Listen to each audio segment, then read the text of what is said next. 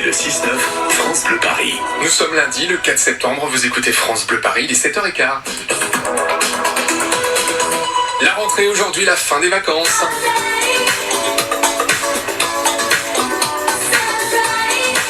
Et vous avez peut-être pris un maximum de photos pendant ces vacances. Mais on en fait quoi ensuite de toutes ces photos? Pourquoi ne pas se faire soi-même son propre album photo sonore papier à réaliser sur mesure? Bonjour Vanessa Burig. Bonjour. Merci d'être avec nous. Vous êtes la fondatrice d'Akasha Édition. Vous êtes en Ile-de-France et vous avez imaginé ce livre sonore. On explique ce que c'est. C'est vraiment un ouvrage avec la possibilité de rajouter des sons en plus des photos. Exactement. Donc c'est comme un livre papier classique dans lequel en fait on peut écouter le son directement sur le support. En fait, on a le son qui sort via le haut-parleur en bas de la tranche du livre, où on a aussi une petite prise jack sur laquelle on peut brancher donc des écouteurs pour avoir une écoute plus intimiste. Et après, on a juste à toucher les petits boutons sur le côté, la tranche droite du livre, pour activer les pistes et les changer comme une télécommande. Donc lecture, retour, arrière. On peut monter, descendre le son. Et après, il vous suffit juste de tourner les pages du livre, de feuilleter. Et quand vous tombez sur les petits pictogrammes qui indiquent le numéro de la piste, vous avez juste à vous référer à au bon numéro de la piste. Qui s'affiche aussi sur le petit écran LCD. Et on a un son qui se rajoute en plus de voilà, ces images. Exactement. Comment est née cette idée, vous la parisienne, de lancer ce livre? Alors c'est une longue histoire, mais j'essaie d'être brève. En fait, c'est un projet qui est né d'un rêve de pouvoir mettre du son tout simplement dans des livres papier, puisque ça n'existe pas. Ouais. On connaît tous ces livres pour enfants, où il y a les grosses pages cartonnées avec les puces sur lesquelles appuyer, mais il n'y avait pas du tout ce support avec vraiment du papier qui soit un objet élégant qui dure dans le temps.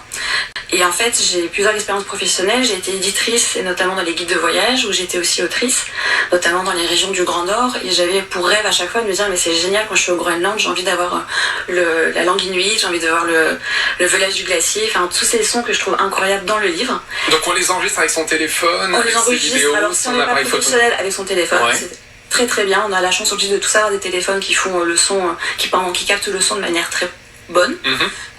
Et évidemment, si on est professionnel, on fait autrement, mais on a un zoom, etc. Mais c'est très simple d'utilisation. Donc, on enregistre avec son téléphone et on a un éditeur en ligne sur notre site, donc Akasha Édition, qui permet en fait de directement mettre nos sons en ligne. On peut aussi s'enregistrer en ligne. Il y a un petit bouton REC en fait qui permet aussi de s'enregistrer. Et on a aussi une bibliothèque de sons libre de droit. Donc, on peut directement rajouter des sons qui sont déjà prédéfinis. Pour habiller. Donc là, je parlais des photos de vacances parce que c'est ce qui nous préoccupe avec la rentrée, mais on peut imaginer ça pour une naissance, pour un mariage. Tout à fait, on peut imaginer ça pour plein de projets. Là, j'ai ramené aujourd'hui un livre qui est sur le Spitzberg, donc qui est plutôt une destination longue voyage. Un autre que votre collègue a, qui est plutôt sur une biographie. Donc c'est par exemple avoir la voix de votre mamie, de votre grand-père qui vous raconte sa vie de page en page avec ses photos, ses archives. Donc c'est vraiment une manière de conserver aussi la voix de nos proches et tout ce que ça a aussi derrière de bagages émotionnels, la manière de parler, les rires, les silences, enfin des choses qui sont très fortes. Enfin, on connaît tous la citation de Barbara, la voix et la musique de l'âme. Donc c'est vraiment l'idée de conserver aussi un supplément d'âme de nos proches. Et ça peut être en effet pour du mariage. Là par exemple, j'ai un client qui a fait un livre la semaine dernière pour faire une demande de déclaration au mariage. C'est classe. Voilà. Bon, il faut encore dire le oui. Il faut enregistrer le oui aussi pour qu'il Il faut trouver un bon seulement, c'est vrai. Juste combien ça coûte, oui. Combien ça coûte, livre? Actuellement, ça coûte 199 € pour 120 pages et 33 heures de son. Donc on a vraiment de quoi faire. C'est un objet que je tiens à préciser qui est réalisé en France, qui n'est pas polluable, enfin voilà, qui est vraiment travaillé avec des matières éco-responsables et qui est voué à durer dans le temps. Donc c'est pas un gadget, voilà, c'est quelque chose vraiment qu'on peut transmettre ensuite dans sa famille de génération en génération.